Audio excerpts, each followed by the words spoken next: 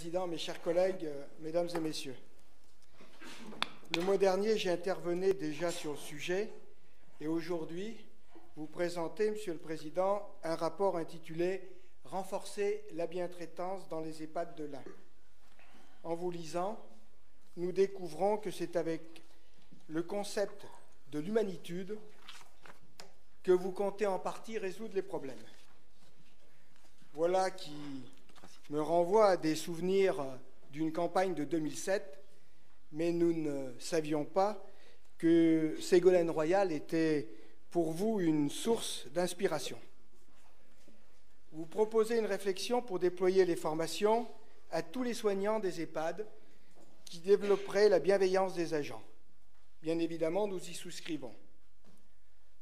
En revanche, le concept du, et je vous cite, « manager la bientraitance » nous apparaît plus que flou, voire inopérant.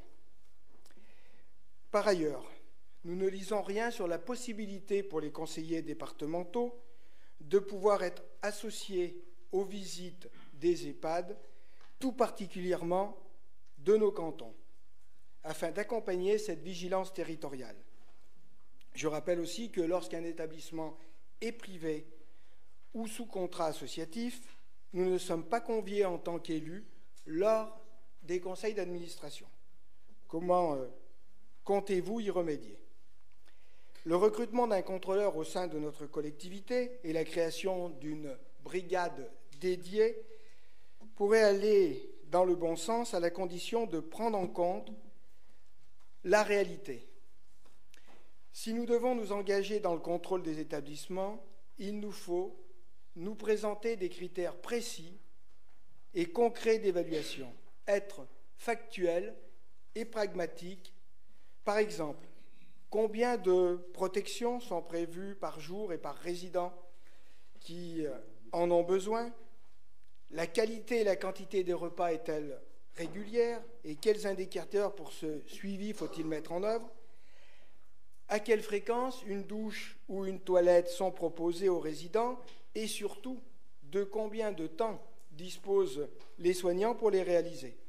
Le nécessaire pour la toilette, produits d'hygiène, serviettes, est-il suffisant et en adéquation avec les besoins des résidents? Qu'en est-il du changement des draps? De quel stock dispose l'établissement en cas d'incident ou d'accident? Nous réclamons donc, Monsieur le Président, des éléments bien plus approfondis sur la notion de contrôle des établissements d'hébergement pour personnes âgées dépendantes de l'Ain. Je vous remercie.